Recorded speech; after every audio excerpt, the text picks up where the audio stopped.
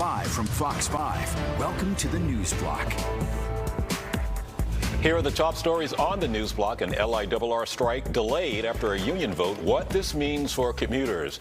Zora Mamdani scoring a big endorsement from New York Governor Kathy Hochul. What this means for the New York mayor's race. And federal officials announced a framework deal for the ownership of TikTok between the United States and China.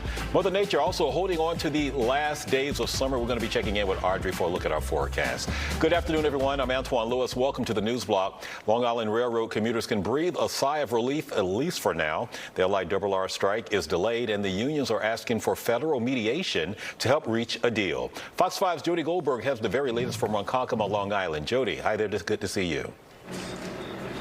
Hey there, Antoine. Well, union leaders voted to authorize a strike, and they're also asking for federal intervention in the form of mediation, as you said. So what does this all mean? Well, it presses pause on the possibility of a strike until at least January, possibly after. Here's what we know, how we got here. 5 unions representing nearly half of the LIRR workers are pushing for bigger raises than what most other MTA unions already accepted, and it's basically the big sticking point here. That is salary. The MTA is offering 9.5% over 3 years. The unions are calling for 16% over 4 years. The MTA says paying more would break the pattern set by other contracts and could eventually push costs onto riders. Governor Hochul has criticized the president for not acting sooner, while the MTA had been urging the unions to settle or agree to arbitration. MTA and Long Island Railroad have chosen to demonize our members in the press. This is both disappointing and unacceptable. Long Island Railroad, MTA, Governor Hochul, stop the excuses, stop the games, come to the table, let's get this done. And now for their part, the MTA says, quote, after months of radio silence, these outlier unions have finally admitted that they weren't serious about negotiating. They never had a plan to resolve this at the bargaining table. If these unions wanted to put riders first, they would either settle or agree to binding arbitration. And if they don't want to strike, they should say so and finally show up to the negotiating table. This cynical delay serves no one. And now back out here, while the possibility of a strike isn't totally off the table, Antoine, it does put people at ease knowing they could take a breath and pause until, as I said, at least January. Let's send it back to you. So now, Jody, what happens down the road, if you have any information on that? So there's 30 days from now for them to discuss again. They reevaluate in January. There's an option to take another mediation at that point for 120 days. They're looking at possibly May, where a strike could happen, but a lot could happen between now and then. But the good news is, with the Ryder Cup taking place on Long Island, you have the Mets, the Yankees, a lot of reasons, even teachers taking the train to work daily. They can now take and breathe a sigh of relief. That part. All right, Jody, thank you. Luigi Mangione will appear in New York State Court tomorrow. He's charged with murder as an act of terrorism for the death of United Healthcare CEO Brian Thompson in Midtown last December. The defense wants to dismiss the charge, arguing the state's terrorism charge is designed for crimes that seek to intimidate a larger community. Tomorrow, the judge will decide whether the federal or state trial goes first. Criminal defense attorney Arthur Aidala was on Good Day earlier. This is what he had to say. But it's also about scheduling. Who's going to go first? Is it going to be a state trial first, where the penalty is 25 years to life? That's the maximum. Or is it going to be a federal case?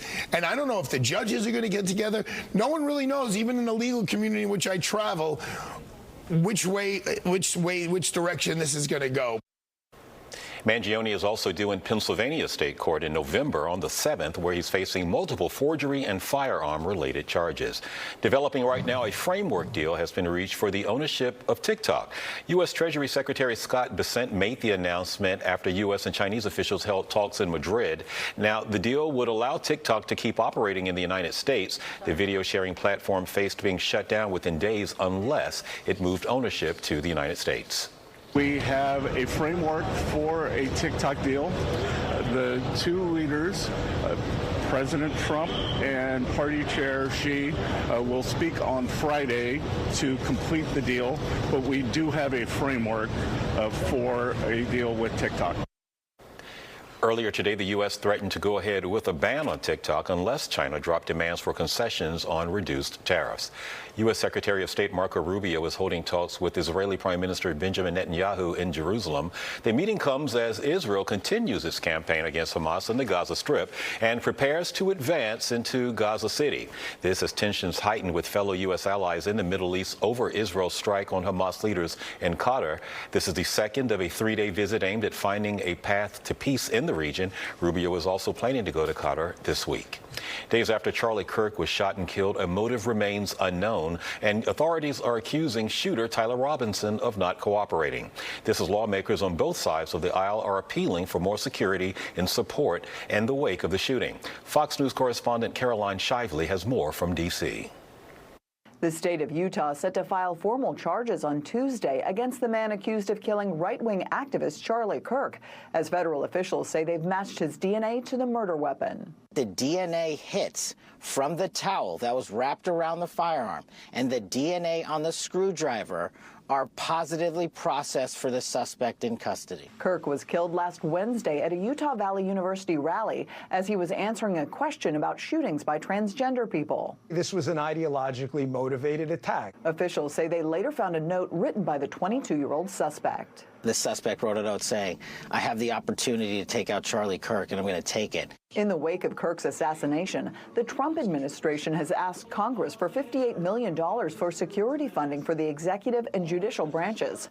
House Democrats held a virtual meeting Sunday night to discuss their own protection. We're looking into all options to increase security measures so that they have plenty of coverage for their residential security and their personal security as well. Members from both sides are calling for a dialing down of the rhetoric. When you dehumanize your political rival, what you end up doing is you put them in harm's way from people who are deranged. All of us have to condemn this with a clear voice so that we can engage in the kind of debate that's necessary to have a healthy democracy. FBI Director Kash Patel is set to testify before congressional oversight committees on Tuesday and Wednesday.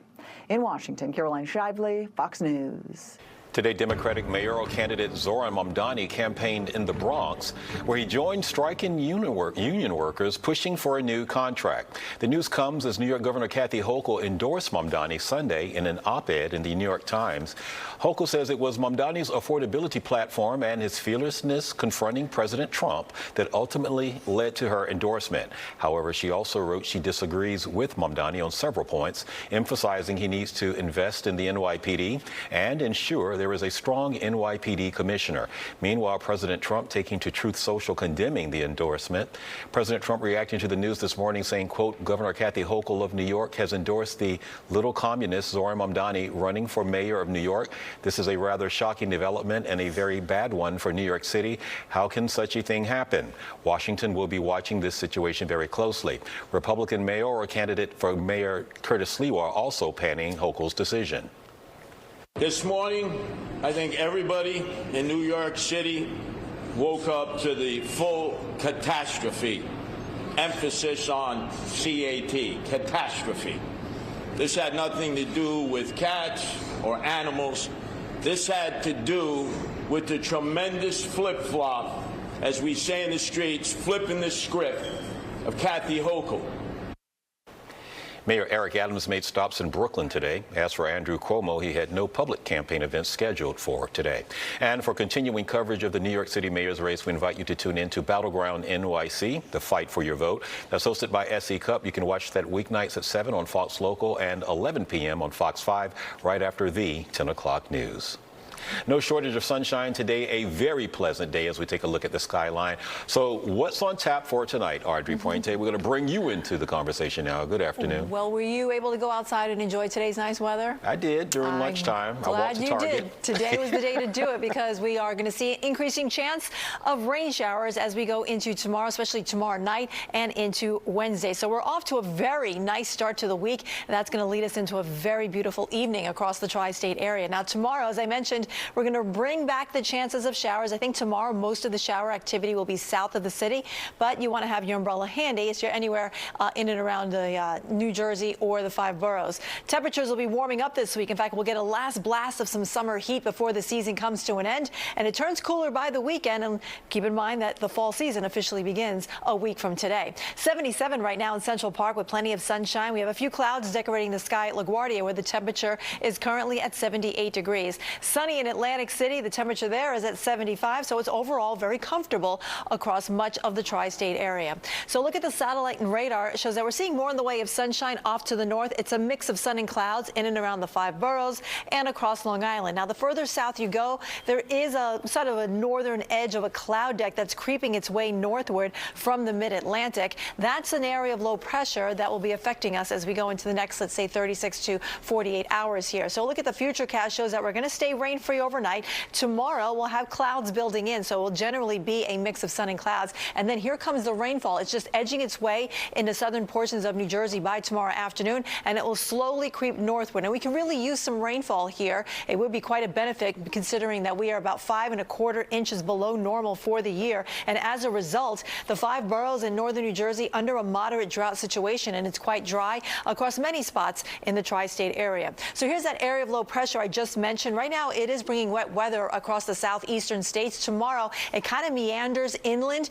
but the rain shield kind of spreads over to the north here. So that's why we're going to get an increasing chance of showers across southern portions of New Jersey starting in the afternoon and more likely even further northward as we go into tomorrow night. That low is going to be very slow to exit, so we're still going to be with chances of precipitation as we go into Wednesday, but not tonight. We'll have partly cloudy skies across the region. Temperatures pretty nice. We're dropping into the 60s overnight in and around the city. We'll be in the 50s north and west, and we are expecting a warm up before the week's end. I'll have the details coming up.